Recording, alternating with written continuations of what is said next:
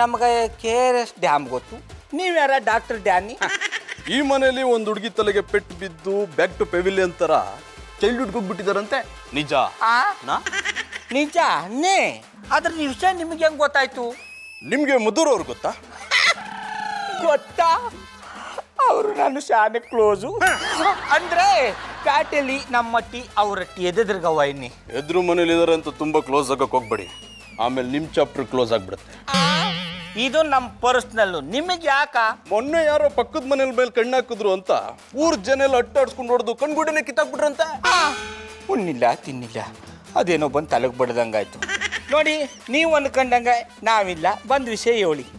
ಮಧುರ್ ಅವರು ಈ ಊರ್ ಗೌಡ್ರ ಹತ್ರ ಈ ಮನೆ ಹುಡುಗಿಗೆ ತಲೆಗೆ ಪೆಟ್ಟು ಬಿದ್ರ ವಿಷಯ ಹೇಳಿದ್ರಂತೆ.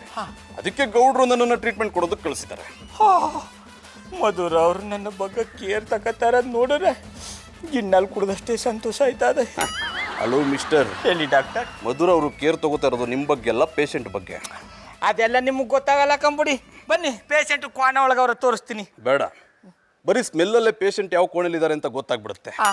ನೀವಿಲ್ಲೇ ಇರಿ.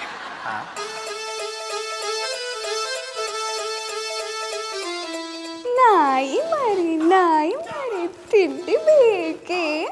ತಿಂಡಿ ಬೇಕು, ತೀರ್ಥ ಬೇಕು, ಎಲ್ಲ ಬೇಕು. ಹಾಯ್. ಯಾರ ನೀವು? ಮೇಕೆ ಗಂಡ ತಾತ? ನನ್ನ ತಾತ ಅನ್ಬೇಡಮ್ಮ, ನನ್ನ ಹಾರ್ಟು ತೂತಾಗ್ಬಿಡುತ್ತೆ. ಸೂಜಿ ಹಾಕೊಂಡು ಮಲ್ಕೊಳ್ಳಿ.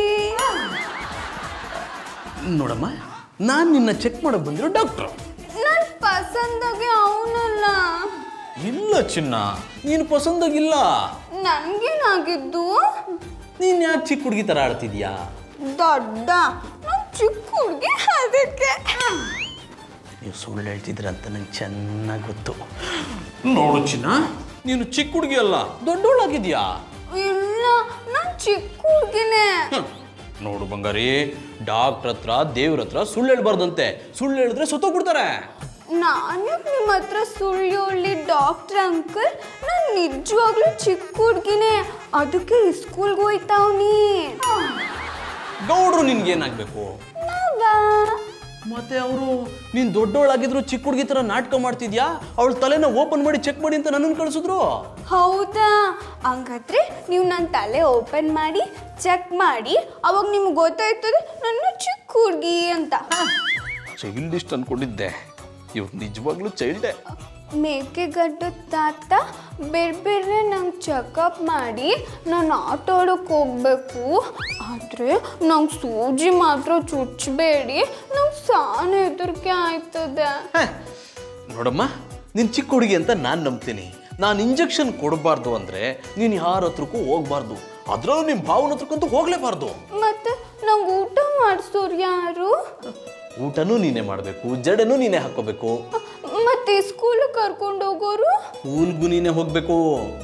ಒಂದು ವೇಳೆ ನಿಮ್ಮ ಮಾವನ ಜೊತೆ ಹೋದ್ರೆ ಒಂದೊಂದು ಸೂಜಿ ಅಲ್ಲ, ಎರಡೆರಡು ಸೂಜಿ ಚುಚ್ಚಿಬಿಡ್ತೀನಿ.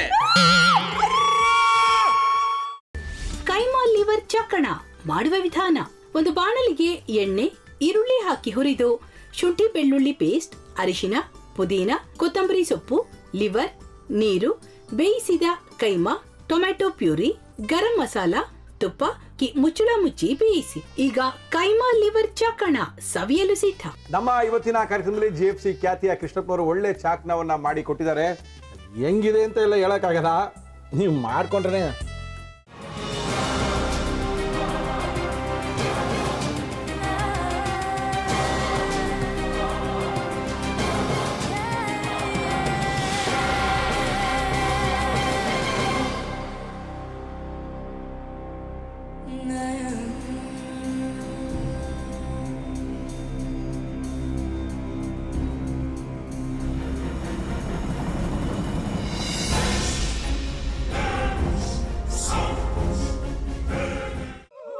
ಚಟ್ಟಿ ತಕೊಳಕ್ ಬಂದವ್ರನ್ನ ಸುಮ್ಮನೆ ಬಿಡಲ್ಲ, ರೂಮ್ ಕರ್ಕೊಂಡೋಗಿ ಸಾಯಿಸ್ಬಿಡ್ತದೆ.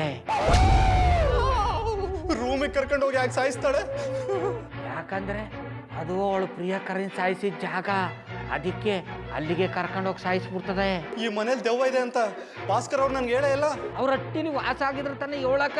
ಹಟ್ಟಿಲಿ ವಾಸ ಆಗಿರೋರ್ನ ಯಾನು ಮಾಡಲ್ಲ, ಆದ್ರೆ ಅಟ್ಟಿ ತಕೊಳಕ್ ಬಂದವ್ರನ್ನ ಅದು ಸುಮ್ಮನೆ ಬಿಡಲ್ಲ ಬಿಡಲ್ಲ ಬಿಡಲ್ಲ. ಇದನ್ನೆಲ್ಲ ಹೇಳ್ತಿದ್ಯಲ್ಲ, ನೀ ಯಾರು? ನಾನು ಈ ಅಟ್ಟಿ ವಾಚ್ಮ್ಯಾನು. ನಾನು ಅರ್ಜೆಂಟಾಗಿ ರಾಮನಗರ ಹೋಗ್ಬೇಕು. ನೀನು ವೆಹಿಕಲ್ ಕಳಿಸ್ತೀಯಾ? ಅಷ್ಟೇ ತಾನೇ. ಎಷ್ಟು ಗಂಟೆಗೆ ಅಂತ ಹೇಳಿ ಕಳಿಸ್ತೀನಿ. ಮೊನ್ನೆ ಯಾರೊಬ್ರನ್ನ ಕಳಿಸಿದ್ಯಲ್ಲ, ಅವನೇ ಕಳಿಸು, ಚೆನ್ನಾಗಿ ಓಡಿಸ್ತಾನೆ ಅವನು. ಮೊನ್ನೆನಾ? ಹಾ, ಶಿವು ಇರಬೇಕು. ಹಾಂ, ಅವನೇ. ಅಯ್ಯೋ, ಅವ್ನು ನಿನ್ನೆಯಿಂದ ಕೆಲಸಕ್ಕೆ ಬಂದಿಲ್ಲ. ಫೋನ್ ಮಾಡಿದ್ರೆ ರಿಸೀವ್ ಮಾಡ್ತಿಲ್ಲ.